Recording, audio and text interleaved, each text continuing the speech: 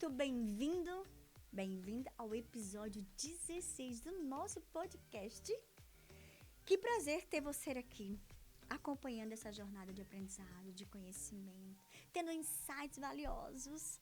Nosso propósito aqui é trazer histórias, ideias e estratégias que transformam vidas, negócios, empresa, o seu cotidiano e muda a sua rotina e o seu pensamento. Mas antes de eu começar, eu quero te dizer o seguinte: compartilha, aciona o sininho, salva e se inscreve. Porque quando você se inscreve, você compartilha, você aciona todas as vezes que tiver cair episódio novo, você vai receber em primeira mão e a gente gosta de ser exclusivo. E eu quero agradecer aos nossos apoiadores, a Unimar EAD. Olha o coraçãozinho da Unimar EAD, a do Cris Exclusive, aos parceiros, meus parceiros, o professor Nied Maia. Ele não está aqui presente, mas está presente no meu pensamento, no meu coração. Ao nosso diretor técnico, Marco César. Sem ele, gente, nada disso seria possível, porque nada se faz sozinho. A gente precisa de muita gente e os bastidores, eles estão ali me apoiando. Minha gratidão a você, que toda semana está nos acompanhando, está deixando muito direct, muita mensagem. Eu leio os comentários, porque sem você, sem a sua audiência, esse projeto não daria continuidade. Sou muito grata a você. Por isso, se inscreva, acione o sininho, salve, compartilhe e nos segue lá no nosso Instagram, @EmpoderaíCris. No episódio de hoje, temos um convidado que ele é incrível, eu já conheço ele há muito tempo. Ele é jornalista, psicólogo, se formou aqui na nossa maravilhosa Unimar, mestre em psicologia da educação, se formou na Unesp, pós-graduado em terapia cognitiva, com ampla experiência em docência, supervisão clínica. Ele vai nos ajudar a entender como a educação, a psicologia, a comunicação pode conectar para promover conhecimento e saúde mental. Vamos mergulhar num bate-papo cheio de aprendizado. Seja muito bem-vindo, Sérgio Caetano Silva Júnior. Meu Deus, Cris, que tamanho de nome. Isso não é um nome. Você sabe que o bom filho é casa torna, né? Que gostoso estar aqui na casa Unimar feliz. EAD também. Poxa, que gostoso. Andando aqui nos corredores do estúdio, veio um filme passa na nossa cabeça. Um prazer estar aqui, Tô viu? muito feliz, A gente. internet deu voz para muita gente, só que deu voz também pra gente errada. E quando a gente abre lá, a gente já sabe quem tá por trás, né? Então tá aqui, Cris, aceitar seu convite é um privilégio, porque é uma coisa que quase ninguém sabe, é a história por trás. Então Exatamente. A Cris tá aqui sempre, né? Me empodera aí. Cris não é um nome de estratégico, não. Então tá aqui diante de uma mulher, uma pessoa que altera destinos, uma pessoa que tá sempre aí voltada na questão do empoderamento feminino e várias pautas, né, que vocês conhecem, vocês que acompanham aqui. Pra mim é um grande, grande privilégio. Então, obrigado, viu, Cris? E obrigado você que tá aqui hoje aqui. Acho que a pauta tá bem legal. A Cris não revelou tudo, mas trouxe ali. Então, eu espero poder contribuir e sair do óbvio, né? Eu acho que essa é a grande oportunidade do podcast, a gente sair do básico, do óbvio. Então, um grande prazer. Exatamente, né? Eu que fico honrada porque eu sei que o que é mais precioso hoje, Sérgio, é o tempo. E eu sei o quanto a sua agenda é lotada. Você é um profissional de ponta, você tem se destacado muito na área que você atua. E eu tenho lhe acompanhado muito. E de vez em quando eu vou lá e dou uma olhada na sua agenda, porque a sua agenda ela é online. Tá difícil, hein? Verdade. Hoje tudo é online, né? Hoje Tudo é público, online, é tá verdade. difícil, né? Poxa vida, Cris, que privilégio, viu? Bom, pra quem quiser me seguir, né? sergiosilva.pc. E lá nos psicólogos que eu acompanho eu sempre falo, né? Que é perto, né? O psicólogo ele consegue atender ali 30, 40 pessoas, já tá com a agenda lotada. Então quando fala agenda lotada, dá a impressão que é muita gente assim. Agora, é sempre um desafio e um privilégio mesmo estar aqui. Mesmo se não fosse a questão, eu estaria aqui do mesmo jeito. Ô Sérgio, vamos já começando assim, ó. Jornalismo, ser jornalista. Olha só. Tava sempre com o povo, porque assim, o jornalismo, ele vai no front. O psicólogo, ele vem de frente, né? Porque ele vai pelos bastidores. O que te fez você entrar nesse universo da psicologia? O meu TCC foi sobre psicologia e jornalismo. Então tem algumas coisas que chamam muita atenção. A questão do sigilo de fonte, o psicólogo tem seu sigilo, mas uma coisa que me chamava muita atenção é o quanto que tinha um psicólogo, na verdade, que escrevia para o New York Times. E chamado Daniel Goleman, que é o que escreveu aquele Inteligência Emocional, muita gente conhece. E aí, dentro ali, né, eu fiz assessoria de imprensa, fui editor-chefe de jornal, fui jornalista. Sabe, desde lá, junto ali na parte de prisão, você tá lá, já fiz TV, fiz jornal. Eu acho que quando eu contar pra minha filha que eu trabalhava em jornal escrito, vai ser interessante, porque hoje quase não tem, né? Quase não tem, né? E aí eu estudei aqui na Unimar, assim, trabalhando como jornalista, mas era o meu sonho ali, justamente assim, conhecer a vida das pessoas, não para publicar, mas para entrar assim e contribuir de alguma maneira dentro da vida das pessoas. E aí isso sempre me moveu. E aí isso, aos poucos, foi me conquistando. Que coisa boa, porque o jornalista, ele pega o conteúdo, ele conhece as histórias e é o externo. Já a psicologia é o interno, conhece as causas, as dores. E eu tenho certeza que cada vez que você atende seu paciente, você consegue ajudá-lo. Isso que eu acho que é a essência da nossa psicologia, né? E você sabe que uma coisa que a psicologia traz é um pouco da vivência, né? É claro, existe toda a academia, existe todo o conhecimento, mas a vivência também contribui muito, né? Porque as crenças, né, que a gente tem, né, sobre como o mundo funciona, as questões que nós temos, né, sobre observar, e até mesmo o tempo de estrada, né, que a gente estava falando até de tempo recentemente, isso contribui muito na vida. Então, hoje eu agradeço por não ter sido ali, não me formei ali com 20 e poucos anos, não que não poderia ser, mas essa experiência de vida eu acho que contribui muito, realmente. Que bacana. O Sérgio, a psicologia, a saúde mental, ora é desejada e ora é odiada. Você acredita que a saúde mental ela deveria ser debatida dentro das instituições de ensino?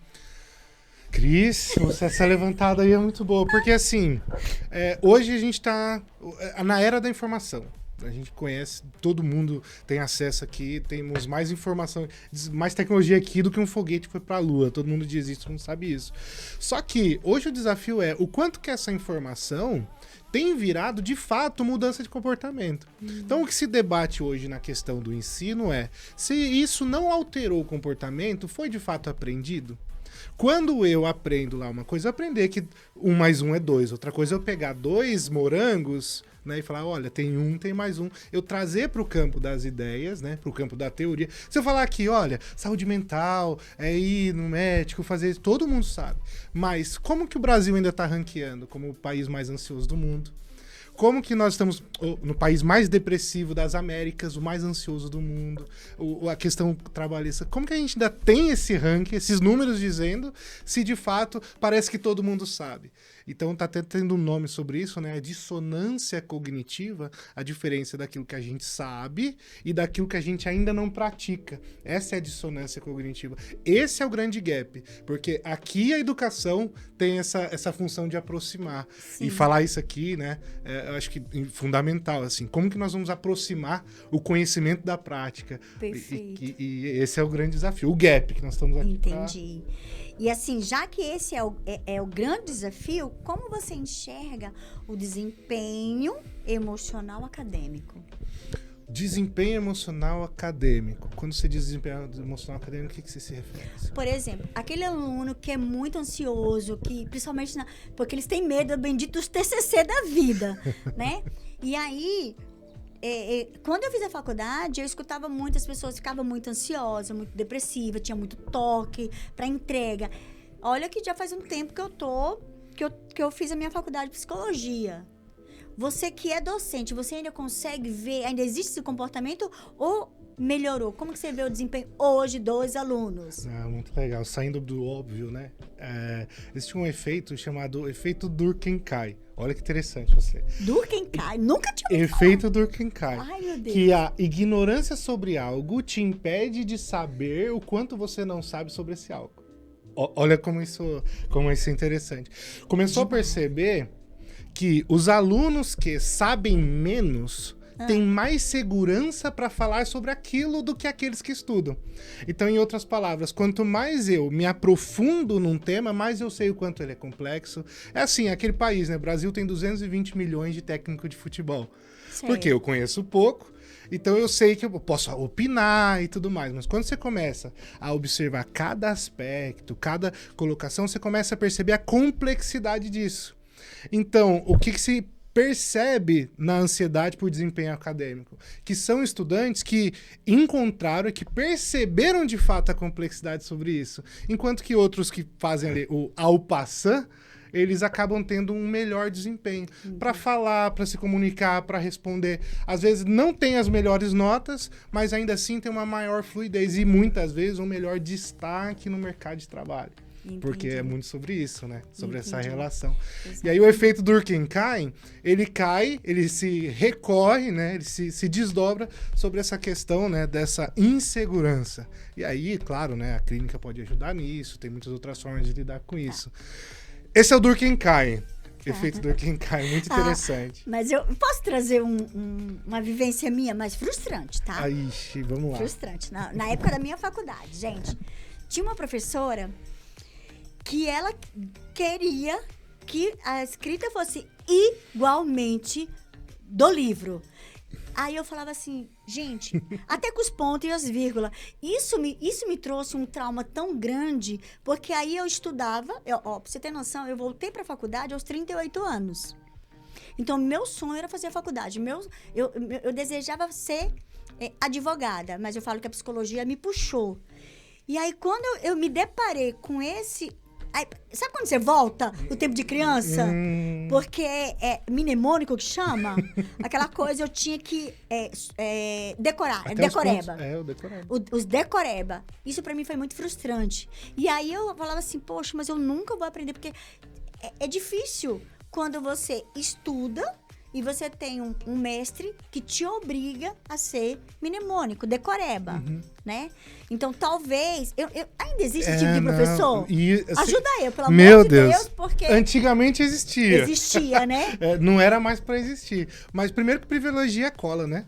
Meio que propicia a cola. Exatamente. Mas ainda nos meios legais, esse é literalmente o efeito do quem cai. Porque olha quem está hoje aqui, num veículo de comunicação, expandindo, comunicando, falando sobre isso. Com certeza não é aquele aluno que decorava cada uma das falas e colocava na prova. Exatamente. Esse aluno, ele vai ter outros desempenhos, né? Mas dificilmente ele vai ter essa parte aí de comunicação, de trabalho em equipe, que é esse trabalho que você faz. Exatamente. Porque te polda na criatividade, né? No ócio do conhecimento, não é isso? Essa é a forma, né? Porque... Então, antes você acreditava que educar é formar. Formar você fala, vou me formar, ou me formei. Aliás, o que é formar? É entrar na forma. Né? Então, agora eu tenho um formato de, né? Então, não, hoje eu concluí, um certificado de conclusão, um diploma, me diplomei, graduar, né? Agora o me formei é onde a gente tinha essa questão, entrei no formato. Então é o carimbo, né? Os escribas. Exatamente.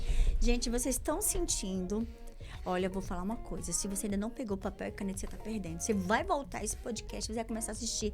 Porque o Sérgio, ele traz conhecimento científico. Isso é bom. Isso enriquece o teu conhecimento. E Durkheim... Acho que o Durkheim já valia o joinha. Nossa, muito joinha. Acho que sim, a gente já te agregou. Então faz assim, combinado aqui. A próxima coisa que a gente falar e que de repente você não souber ou achar interessante, você vai deixar o like. Se você já não fez. Exatamente, porque é muito enriquecedor o que você está trazendo aí. Agora, antes, eu vou mexer... Bora lá. Eu quero polêmica hoje aqui. Porque eu assisti ontem que o governo federal assinou uma lei onde as empresas e os empresários agora vai ter que ter não sei se é um monitoramento, mas vai começar a ter um olhar diferente para os colaboradores. Como você vê essa atitude do governo? Ô, Cris, eu não tô muito sabendo dessa lei. A gente Você não entra viu? na clínica. A clínica eu falo até pro pessoal que eu acompanho, os psicólogos que eu dou supervisão, mentoria, Isso. que a clínica ela é um bichinho que a gente vai alimentando, depois ele quer engolir a gente, sabe? Exatamente. Mas o que a gente tem visto muito, que eu acabo trabalhando com a questão assim de motivação para o trabalho, prevenção de burnout, Isso. muito dessa questão. Um termo novo que a gente tem se falado é sobre segurança psicológica.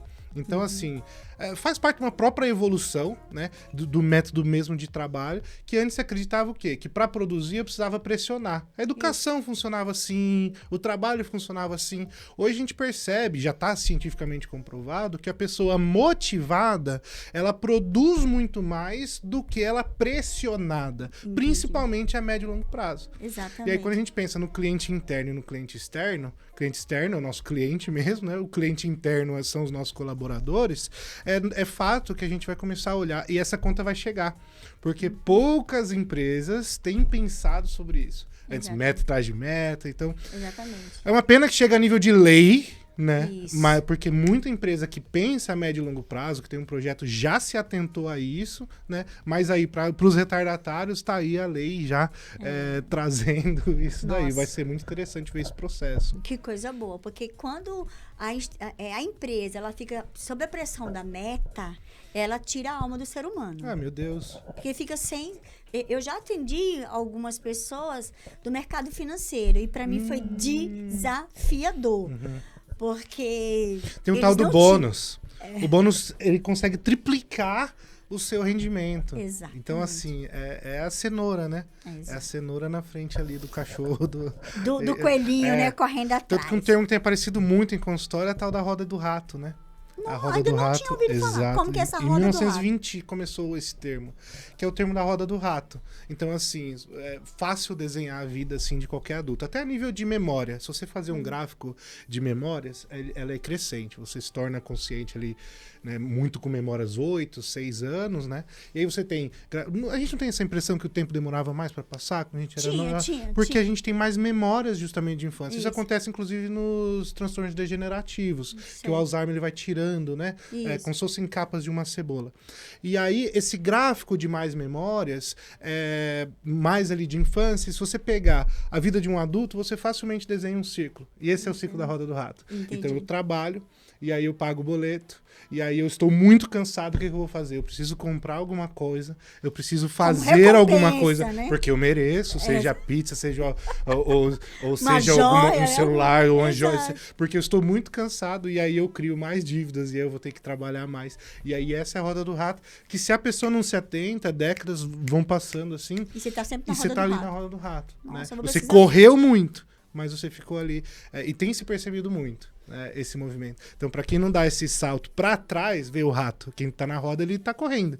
Esse salto para trás, que às vezes a psicologia, né, a psicoterapia, a análise, Isso. dá essa possibilidade, acaba não percebendo. Corre uma vida toda, e às vezes lá na frente, pintou aquela parede. Já pensou? A vida inteira você tá pintando uma parede. Chega no final, você pintou a parede errada. Nossa.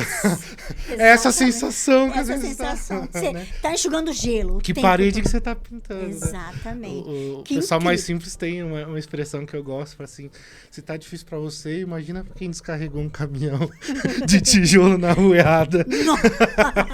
Você trabalha, mas assim, pra quê? Né? Pra quê? Pra Exatamente. onde? Esses dias eu recebi, e aí a gente tem pensamentos cada vez mais, cada sentimento. Sim. Recebi um pensamento, não, eu não quero muita coisa. Eu só queria, assim, uns 15 mil de renda passiva. Passiva. Passiva. Mas o que que já tem até a pergunta Você aqui. entende? Passiva? Renda passiva. Ah. E aí, porque a nossa realidade e a nossa bolha, ela... É assim, bolha, gente, natural, tá? O ser humano sempre faz isso. Desde das cavernas. Vai te colocando numa situação que você vai perdendo realmente essa situação. Você ganha 70 mil, às vezes você tem dívida. A gente perde a noção. Quem tem mais grana tem mais dívida. Perde a noção assim, né? Exatamente. Agora a gente entender que a gente tá num país onde a renda média é R$ 2.850, e aí eu chego assim, não, eu trabalho porque eu só queria 15 mil de renda passiva. Passiva. Não é muita coisa que eu quero. Pra quem tá nos assistindo, Olha aí, mais um like aí, hein? Pra quem tá nos assistindo, o que é renda passiva mesmo, Sérgio? Nossa, é verdade. Outra coisa que tinha que estar na escola, né? Inteligência emocional, inteligência financeira, nutrição. Bom, renda passiva é aquilo que você ganha sem trabalhar. Se você parar hoje, quanto de rendimento você tem? Quanto você ganha? O seu eu do futuro, né? Que é o salário do seu eu do futuro. Exatamente. Então, aquilo que você trabalha para ganhar é sua renda ativa. Você ativamente conquistou. Aquilo que você não trabalha para ganhar é o seu salário passivo, né? Sua renda passiva. Isso aí podia estar muito. Que não tem nada a ver lá na contabilidade, que é o ativo e passivo da empresa. Exatamente. Que aí inverte a lógica. Inverte. Né? Na hora que vai fazer o balanço. Exatamente. Então, você que está trabalhando e você quer ter renda passiva no futuro, você pode investir em casa, em apartamento. Você pode ter essa renda, esses aluguéis. Hoje é muito comum as pessoas comprar carros e alugar para fazer Uber. Você pode... Isso é renda passiva. Então, tem meios de você fazer com renda passiva. Você pode entrar numa sociedade onde vai te dar uma rentabilidade a longo e médio prazo. Só que isso precisa ter planejamento. Não adianta você chegar hoje, do nada, e falar, eu quero ter renda passiva, se você não construiu essa renda passiva. Isso né? é muito interessante. Você pegar o sonho do brasileiro é ter uma casa e um carro. São passivos enormes. Porque a casa você vai, geralmente financiada, você paga 3 vezes o valor. Exato. Às vezes você financia uma casa de 2 quartos, aí você tem 3 filhos, aí você tem o 3º filho, você tá com uma dívida de 40 anos, né? E o carro, que às vezes você compra ali, você paga o triplo e ele vai valer a metade do valor daqui 2, 3 anos. Exatamente. Então, assim, bom, inteligência financeira é um grande... E deveria ter educação financeira, que é uma área que eu gosto muito de atuar, que eu tenho atuado bastante nas reuniões que eu participo, em alguns grupos que eu participo, e eu termino... Eu que eu também sou coach, além de ser psicóloga, então eu pego esse coach financeiro para poder... Às vezes eu dou aula, dou mentoria para quem é CEO de banco. Eu não entendo que o brasileiro parte do princípio que gosta de dinheiro. Mas não sabe... Mas senta e tenta explicar a taxa Selic. Não sabe Não nada. gosta. Não gosta. Esse dia no grupo da família, eu tentando explicar, né? Falei, gente, ó, IPCA, Selic, o que é um CDI? Ai, não, Você muita tá falando chatice. Muito... Então, assim, o básico de economia Só a gente não tem. Só que esse básico, essa linguagem é a linguagem do empresário. É a linguagem do empreendedor. Né? Porque todos nós somos empreendedores. Tem gente que fala assim, eu não sou empreendedor. Não, você trabalha e você tem que gerenciar os seus gastos, os seus ganhos, e você precisa saber esses códigos. Porque senão você termina fazendo fechamento com o banco, fazendo empréstimo, e você não sabe para que serve. Vai entrar na roda do rato, sem perceber. Sempre. Porque você trabalha, e o mais importante sobre o dinheiro, que é como ele funciona, você está postergando de conhecer. Ô, Sérgio, e aí vem falar assim, o que isso tem a ver com saúde? Misericórdia. Quantas pessoas... Por que o psicólogo tá aqui falando de dinheiro? Alguém pode pensar. Eu não duvido, na hora que pegar as médicas, começou a falar sobre isso, e os termos, o pessoal acaba de sair. Exatamente. Né? E aí o Brasil é o país mais ansioso do mundo, porque justamente negligencia isso. Por isso que eu falei que a gente ia sair do óbvio. Exatamente. Porque o Brasil é o país mais ansioso do mundo, porque ainda tem a cultura de que psicólogos, serviços de saúde são, em casos extremos, né? O psicólogo é pra louco, eu não quero tomar remédio, todo aquele preconceito. Exatamente. E em segundo lugar, é por não baixo poder aquisitivo para a aquisição desses serviços. Exato. Que ainda são serviços elitizados, né? Tanto a psicoterapia, a psiquiatria, o acesso à saúde em geral, embora como direito tá aí garantido, a gente sabe que não é bem assim que funciona. Na rede pública, a gente tem um psicólogo por cada 6.000 pessoas. Então, eu acho que deveria ter uns 10, pelo menos, em cada período. É bem difícil. Para conseguir atender uma demanda que, por exemplo, Marília tem uma demanda alta, né? E aí a gente não tem aquisição, não tem poder aquisitivo disso, e aí, né, tá aí, uma coisa retroalimenta a outra. Eu não tenho educação financeira, por isso eu tô mal, e eu tô mal porque eu não tenho educação financeira. Exatamente, que quando o ser humano não tem dinheiro, ele tá estressado. Tá estressado, tá angustiado, tá depressivo. Enfim, tudo isso, eu acho que é a roda que retroalimenta. E nesse retroalimenta, assim, pegando a psicologia, porque é muito comum as pessoas falarem, eu não vou psicólogo porque ele só conversa. Só conversa. Ele vai dizer o que eu tenho que fazer. Isso de só conversa, a gente sabe que existem algumas técnicas que não é só conversar. Quais foram os pontos-chave, Sérgio? Porque você deve ter escutado muito isso. Psicólogo só conversa. Vou lá gastar meu dinheiro para só ouvir. Não vai pagar minhas contas. Não vai pagar minhas contas. Esse é o jargão que a gente escuta. Foi essas dores de você enquanto profissional que fez você procurar uma especialização como a terapia cognitiva? Foi, Cris. A TCC, ela tem uma mudança.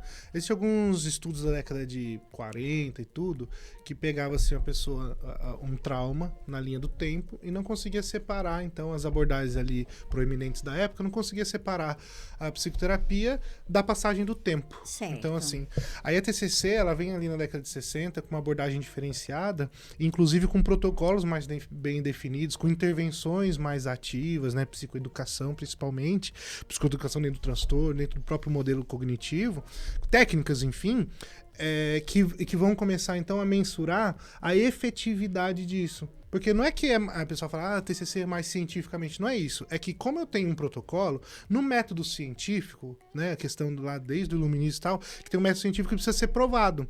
Então, agora eu tenho um protocolo, eu consigo comparar ele, inclusive com algumas coisas. E aí na década de 60 foi revolucionário, porque compararam assim, um grupo sem nada, como foi feito na década de 20, né, igual a passagem do tempo, e aí comprovaram um grupo sem nada, para ver o tempo, um grupo só com medicação e um grupo só com terapia e um grupo com medicação e terapia.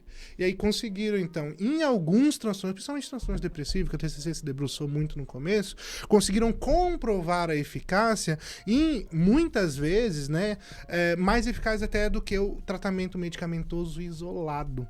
Né?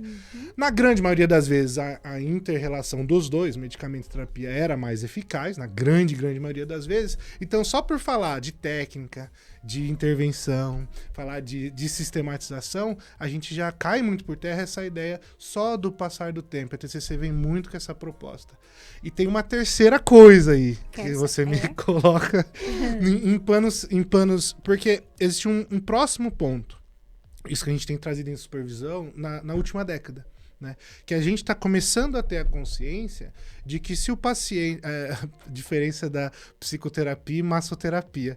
Que a massoterapia a gente quer que dura mais. A gente compra por minuto, né? Sim. A gente quer... Lá, tem até as cadeiras de massagem. A gente está começando a ter...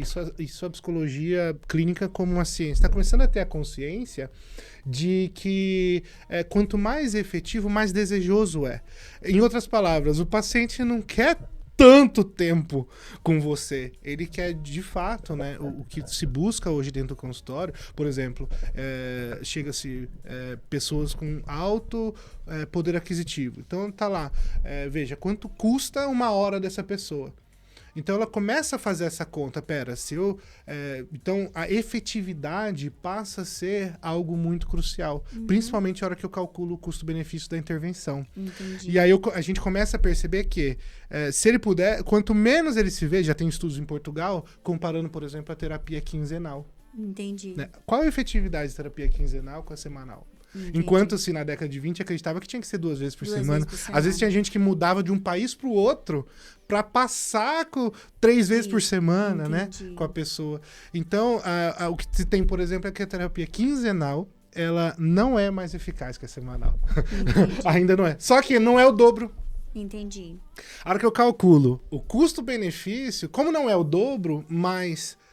Percebe? O custo-benefício da intervenção quinzenal. Sim. E aí ainda se acredita na efetividade do semanal, mas começa-se então estudos como esse, né, a questionar justamente a intervenção. E tem a IA ainda, não vamos nem entrar nisso daí. E também tem a questão do quanto o paciente está disposto a se comprometer. Verdade. Que seja ele de uma semana, que seja ele de 15 dias, porque nós, enquanto terapeuta, nosso papel a nossa responsabilidade, me corrija se é isso, é 20%. 80% é do paciente. O quanto ele quer de fato mudanças. Né? E você aplica esses métodos que você aprende para o cliente. Eu não sei quantos por cento, mas 100% do que for a minha porcentagem, eu tô lá. Você vai dedicar o seu melhor. Vou dar o meu melhor. O seu melhor. Aí, qual que é a grande questão aqui? Eu sempre falo que a gente tá, quando vai encontrar um psicólogo, talvez por isso seja tão difícil. A gente tá fazendo um eclipse. Porque quando você senta diante de um psicólogo, você tá pelo menos, tô até tirando a parte financeira, tá? Que a gente já falou. Pelo menos você tá calculando 4 variáveis. Por quê? Você tem 2 pessoas numa sala, né, a Cris e o Sérgio. Não, assim, eu entendo o que ele diz, ele tá me entendendo, eu tô à vontade pra falar. Os mais novos têm um nome pra isso, que é o tal do match. Sabe? Se deu match. Isso. O mais antigo vai falar que é rapport.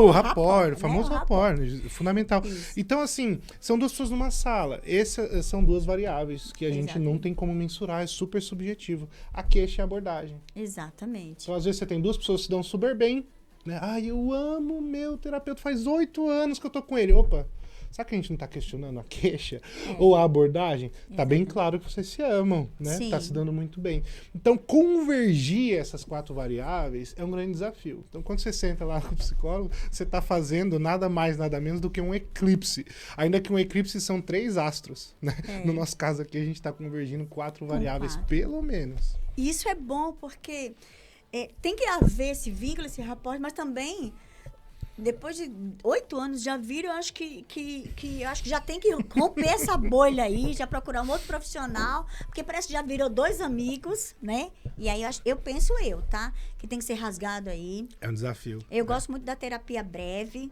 porque eu acho que já vem muito do meu encontro, porque eu acho que a gente consegue, de uma certa forma, ajudar. Mas existem várias outras abordagens. Não, você sabe que fica um sentimento de fidelidade aí?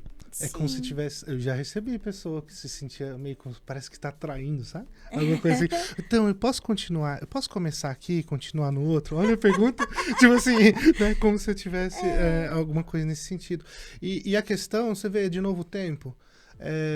Não se trata de estar ou não, mas o quanto de contribuições que a gente, de repente, não vai perder no caminho justamente por não tentar experimentar outras. E a palavra experimentar aqui é muito caro. Isso. Porque é o experimento no sentido literal da palavra. Sim. Experimentar, de testar alternativas, de testar hipóteses. A gente coleta dados, né? Não faz nenhum experimento sem coleta de dados. Mas de testar mesmo, olha, e isso, né? Não, quais isso caminhos, é ótimo, Eu acho que é isso mesmo. Eu acho que a gente tem que fazer os experimentos, tem que se permitir. E sair da bolha, né? Eu gosto muito quando a pessoa sai da bolha. Falar em sair da bolha, né? A pandemia, ela trouxe um outro formato de atendimento. Como que os atendimentos online têm impactado a forma como a psicologia é praticada, Sérgio? Cris, foi uma virada de chave, né? Eu tenho o antes e o depois. Não passou... parece... O timing da psicologia online parece, assim, combinado. Porque, assim, o CRP... antes podia ali... Tinha uma série de questões, né? Só podia não sei quantas sessões, tinha que fazer isso, aquilo... E o CRP já vinha com esse movimento. Aliás, eu escolhi a psicologia acreditando nesse movimento do online e tudo. E o jornalista fez isso, né? Se modelou muito bem com o online. E aí, depois ali da pandemia, a gente vê a saúde como um geral, acho que é interessante sair um pouco da psicologia como um todo, aonde que eu vejo que não é tão positivo. E aí eu vou tirar assim, se não for isso, todo o resto é ganho. Sério. Quando a queixa está relacionada justamente a isso. Então, quando a queixa é o uso de telas, né? Muito em crianças, né? Exato. Quando a queixa é justamente o uso de telas, quando a queixa é justamente o excesso de atividades online. Então, assim, tirando essa queixa específica e alguns casos muito específicos, risco de vida, quando tem algum direito, você sabe, né? Algum direito que não está preservado, a telemedicina, e aí eu incluo, né, os serviços de saúde por serviços de tecnologia, eu não vejo por que não. Entendi. Né? Eu não vejo por que não. Particularmente, assim, hoje a possibilidade, você receber uma pessoa da Alemanha, falar assim, eu precisava falar com alguém que conhece o meu contexto cultural. Eu tô aqui há não sei quanto tempo, já tentei não sei quantos psicólogos, mas eu tenho várias coisas que eu coloco. Então, assim, aonde que a gente teria uma experiência dessa, né? Exatamente. Sem essa Abre perspectiva. oportunidade para outras pessoas que não tinham acesso, ter o acesso. Não, receber uma pessoa lá de Manaus, né? Exato. Ou às vezes um político, né? Olha, eu não posso, sou prefeito aqui na minha cidade, vou passar com quem? Né? Assessor, Porque deputado... dentro da cidade todo mundo conhece todo mundo.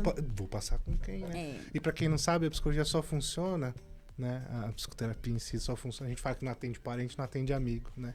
É muito importante que o profissional tenha uma visão neutra Exatamente. Então, assim, se eu conheço a sua mãe, eu tenho, inevitavelmente, uma opinião. Eu sei se ela é baixa, se ela é alta. Eu automaticamente. Agora, quando eu conheço a sua mãe através daquilo que você disse sobre ela, eu conheço sobre a sua ótica.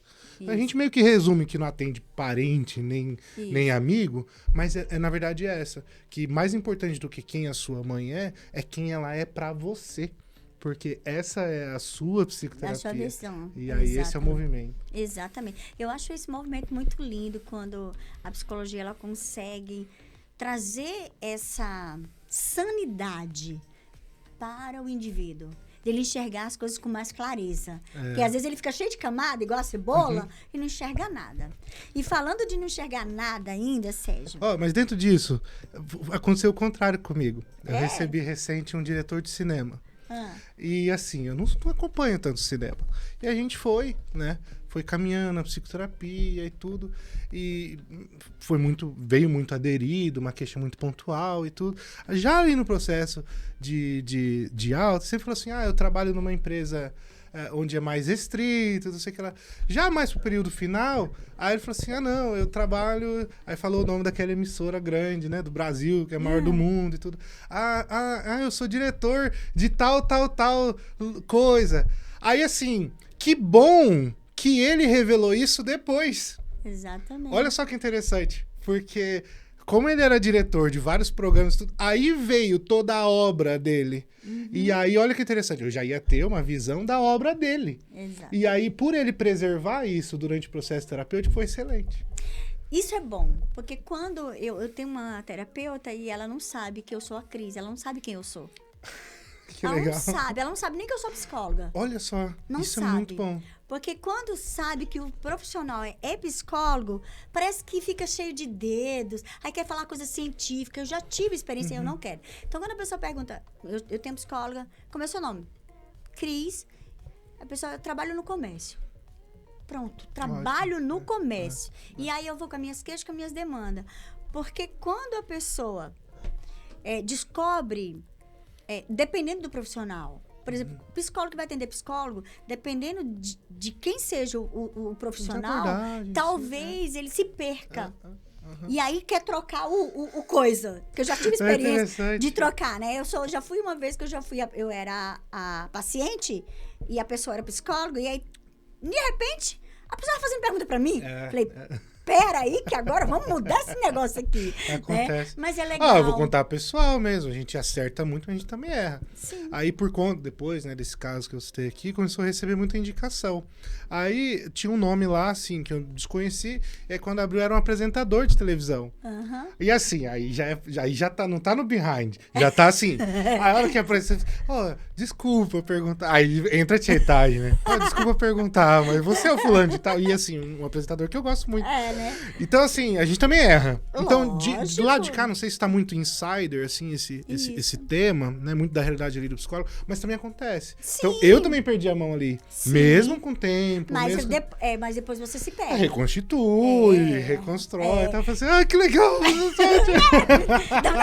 Dá até vontade de estar pulando. Antigamente tinha a questão do autógrafo, né? Hoje em dia, o que é? É selfie. Hoje em dia é selfie. Agora é selfie. Ou seja, que papo gostoso, gente. Porque assim, nós dois somos profissionais, somos colegas de profissão, então a gente vai... Tem tantos insights aqui, mas eu quero focar aqui na pergunta, Sérgio. Você tá com uma trajetória assim, muito bacana. Você já tem um know-how muito grande em clínica.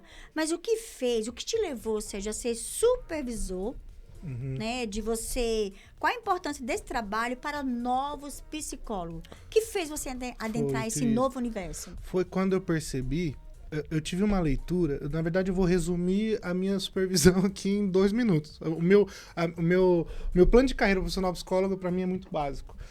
Uma coisa que eu acertei sem querer, e se a pessoa errar, ela perde a carreira dela ali. Certo. Onde eu acertei e o que eu percebi? Assim que eu me formei, eu me cadastrei em todos os planos. Eu fiz parceria com a faculdade, então eu atendia quem estudava, eu fiz parceria com plano de saúde, com clínica social.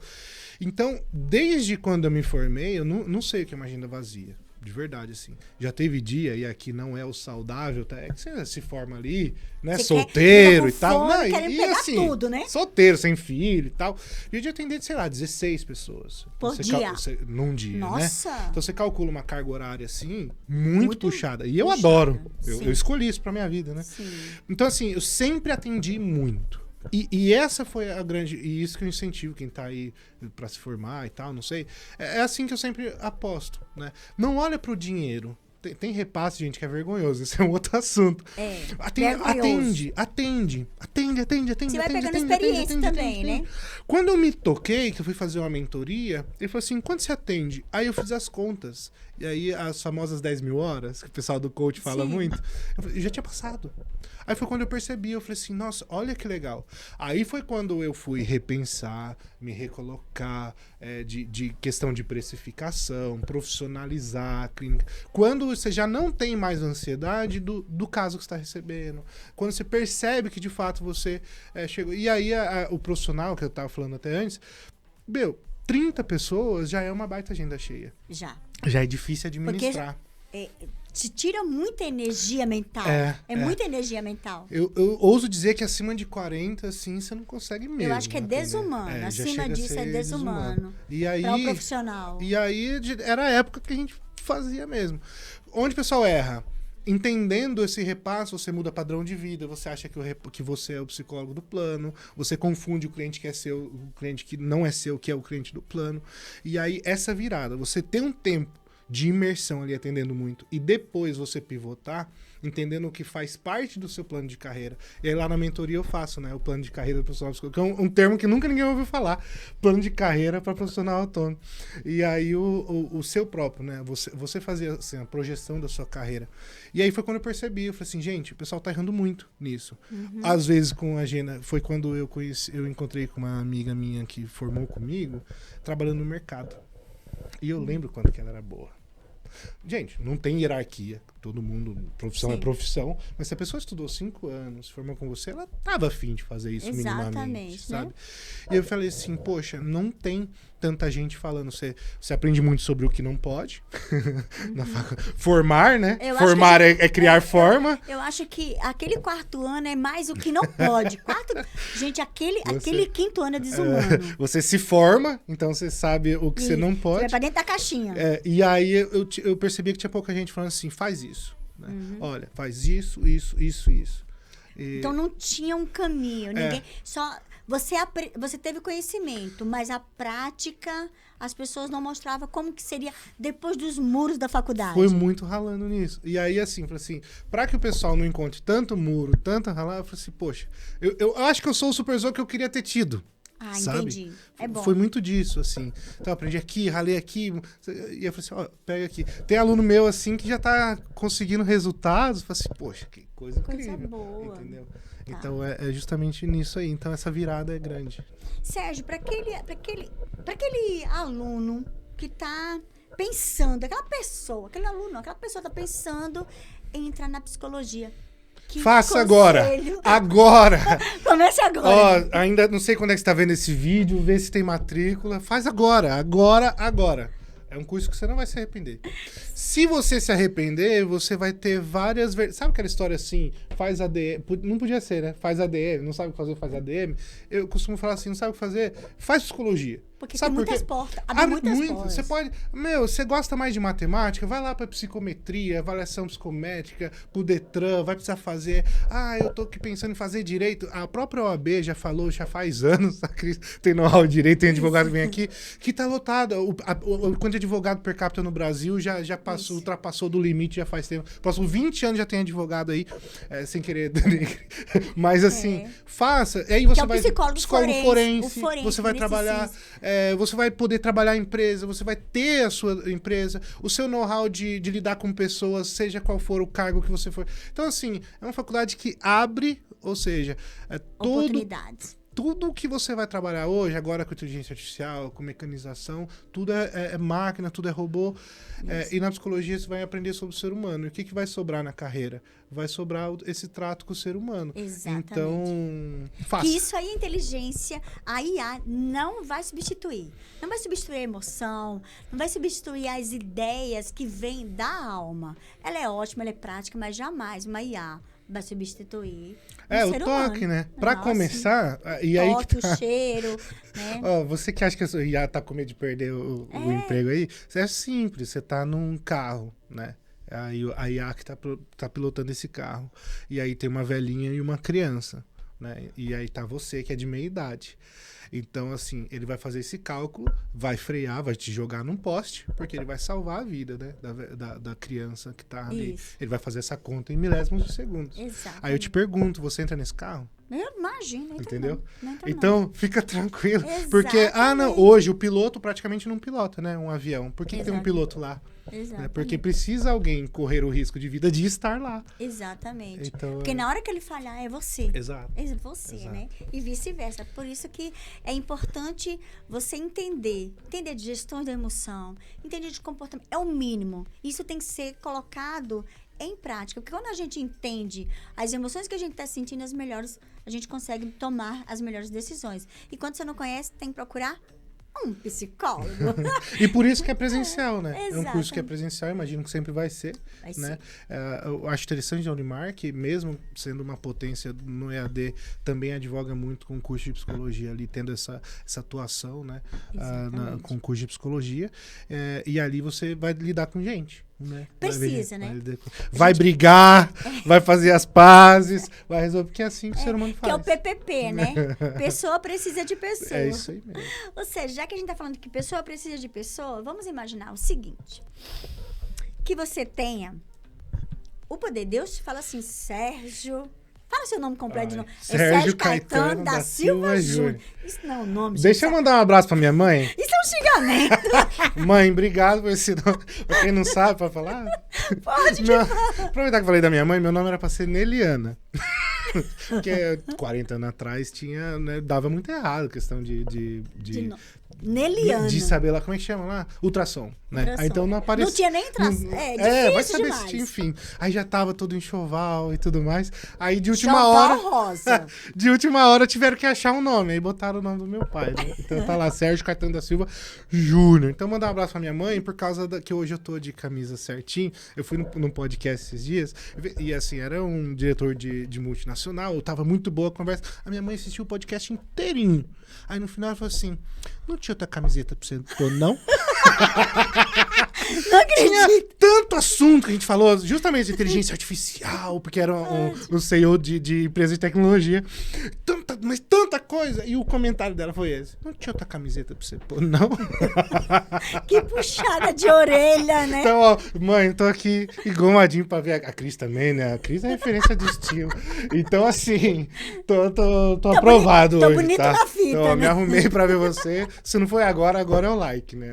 Agora porque já passou bastante tempo. E agora você, mãe, vai ter que dar um abraço nele, né? Como chama sua mãe? Vera, coloca aí, no comentário. Vera, deu certo, seu filho. Tá tudo bem. Tá muito bonitinho. Ô Sérgio, olha, vamos imaginar que Deus te deu o poder de você falar com 8 bilhões de pessoas. Mas você só tem 30 segundos, tá? E essa mensagem vai chegar de várias formas para as pessoas. Gostaria que você dissesse para as pessoas uma mensagem. O que você diria se você tivesse o poder de impactar 8 bilhões? Nossa, Cris. Pode falar ali. 8 bilhões de pessoas. É muita gente, hein? O poder de transformar. Então, vamos inteirar 9? Porque daí já cabe todo mundo? Bom, vamos botar aí. Não sei de onde você tirou, porque a gente só tem 8 bilhões, Não, 7 bilhões. É só uma conversa assim pra ganhar tempo, Tá, entendeu? então vai. Não imaginava essa pergunta. Cris. Poxa vida, hein? Uma coisa que eu coloco muito pra mim é pra não entrar na roda do rato. Assim, a gente nasce, cresce, dorme, acorda. Todo mundo tem as mesmas 24 horas, todo mundo diz isso. Mas o que a gente está fazendo com o nosso tempo, sendo que todo mundo tem um começo, um meio, enfim. Então, mesmo essa mensagem que vai para 8 bilhões de pessoas, um dia também vai ser passado e essas pessoas também vão ter passado. Então, eu tenho pensado muito sobre isso, sabe? Sobre, nesse tempo que a gente tem na Terra, onde é que a gente está depositando esse tempo, o que a gente está fazendo, sabe? E aí, quanto mais o tempo vai passando, mais você vai olhando, assim, essa questão de como aplicar o tempo, sabe? Tem que pensar sobre isso. Olhe e pense como o que você está fazendo da sua vida, sabe? Quem você está sendo de propósito. Aliás, você gosta, sabe? De quem você se tornou. Sabe? Você não ser quem fizeram de você. Mas o que você se tornou? Forte, hein? Eu fico muito pensando sobre isso. Até eu tô pensando. Porque projetam coisas na gente e a gente tem que olhar para ver se a gente tá gostando do que a gente tá se vendo. Muito sobre isso, porque pegando a carona da IA, a segunda coisa que nunca vai acontecer é que a IA não sabe o que fazer num cenário de catástrofe? De catástrofe e num cenário de não recurso. Tirou da tomada. Qual que é o grande problema da IA hoje? A matriz energética do planeta. Então, uma IA, por mais avançada que seja, não sabe o que fazer na escassez. Exatamente. Nós, seres humanos, somos... Aliás, a gente só se tornou quem a gente é justamente o que a gente fez com a nossa escassez. Exatamente. De repente, com a nossa escassez de pai, com a nossa escassez de dinheiro, de recurso, com a ausência disso, daquilo outro, a gente, de alguma maneira, tentando compensar, a gente tenta trazer isso para o mundo, evoluir isso para o mundo. Exatamente. E aí, por isso que essa pergunta tão angular, assim, eu me faço todo dia. E boa pergunta, porque realmente eu nunca tinha parado para pensar e ter essa visão. Porque nós evoluímos nas escassez, nos problemas e nas dificuldades. Aí ela não consegue fazer isso. Não. Muito boa, não tinha parado para pensar. Olha aí, muitos likes aí, muitos Falei corações que a gente ia sair do óbvio. Saímos do óbvio. Gente, que episódio enriquecedor. Hoje falamos sobre tantos assuntos, interseções da psicologia, comunicação, educação financeira. Saímos do óbvio, saímos literalmente do óbvio. Até a IA entrou, que ela não estava nem no script. Isso que é gostoso, ela foi adentrando aí. É vivo, né? Isso é vivo. Sérgio, você trouxe muitos insights valiosos. Para mim, eu tenho certeza para as pessoas que assistiram, sobre os comportamentos, sobre os desafios da saúde mental e o impacto disso tudo na nossa vida financeira, na nossa vida emocional, na nossa vida comportamental. Sérgio, gratidão. Obrigado Cris, por esse momento tão rico. alegria estar aqui. Eu amei. Privilégio, na verdade. Eu que tô privilegiada de ter assim uma pessoa assim que faz com que a gente pense. Né? Você trouxe insights maravilhosos, você fez eu pensar. E essa pergunta eu vou levar pra mim. Não é legal isso? É legal, a gente pensar sobre... A gente pensar, porque assim, as pessoas quando me veem, e eu me questiono, tá, Sérgio? As pessoas me veem uma pessoa corajosa, as pessoas me veem uma pessoa muito pra frente, muito empoderada, mas os bastidores... Sabe, não é tudo isso. E às vezes ainda chega e eu vou te convidar para um outro podcast, porque eu quero falar sobre a síndrome da impostora com você. Não. Você sabe que isso é aula magna de Harvard. É, né? O pessoal, a galera entra em Harvard, entra em parafuso, porque assim, é o síndrome do impostor. Tema em Harvard. Quem eu sou. Porque assim, às vezes eu tenho quando você faz a pergunta... Você está gostando de quem você está se vendo hoje? Então, eu acho que essa pergunta cai muito e debruça sobre a síndrome da impostora. Não é? Que legal. Porque a gente fica nesse pensamento. Se você não tem a resposta, eu também não tenho, mas eu vou pensar no ser humano aqui, ó. Pensar junto, porque eu gosto da psicologia que é isso, né? A gente pensa sobre o que a gente tá pensando e aprende a pensar. Isso é demais, eu gosto. Sérgio, então isso aqui é um presente pra você. A nossa um presente é estar aqui. Essa aqui é a nossa canequinha. Vida. Que você vai no seu consultório, quando você estiver fazendo seus atendimentos, vai estar com a nossa canequinha. Eu vou fazer um post lá no meu Instagram, sergiosilva.pc, com a caneca. Se você veio lá da Cris, já comenta, eu vi o episódio. Bacana. Porque eu vou fazer um post lá sobre isso. Legal. Obrigado. E eu também quero agradecer e reforçar a minha gratidão ao Unimar EAD, a do Cris Exclusive, ao meu parceiro, professor Henrique Niedmaia. Ele não está aqui, estou com saudade dele, mas ele está aqui na minha mente. Ao nosso diretor técnico, que é o Marcos César.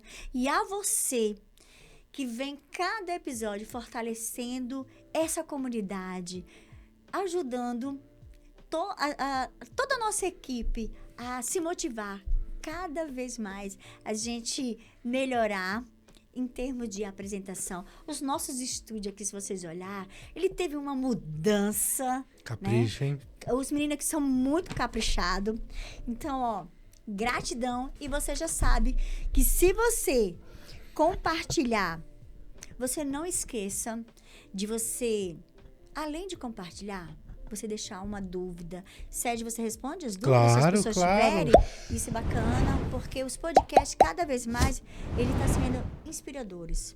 E eu tenho recebido muitas perguntas, e as pessoas, elas falam assim, tá me encontrando na rua, tá falando, nossa, tá legal, eu gostei de tal episódio. Elas começam a contar junto comigo. Você gera isso nas pessoas, né? As pessoas, é interessante, você consegue extrair o melhor das pessoas, né? Eu acho que a gente sente isso assistindo também. Você é testemunho disso, você que tá assistindo a gente. Isso exatamente, é muito legal. Viu? Então, gente, ó, muito obrigado. Sérgio, mais uma vez, gratidão. Poxa, muito obrigado, viu? Mesmo. Aprendi muito. Vou sair do podcast com essa inquietude, mas logo mais a gente vai trazer esse tema aí, que eu acho que vai ser muito bacana, e eu tenho certeza que você vai gostar. E nos vemos no próximo podcast. Quem assistir o Empodera aí, Cris, é feliz. A gente se vê. A gente se vê.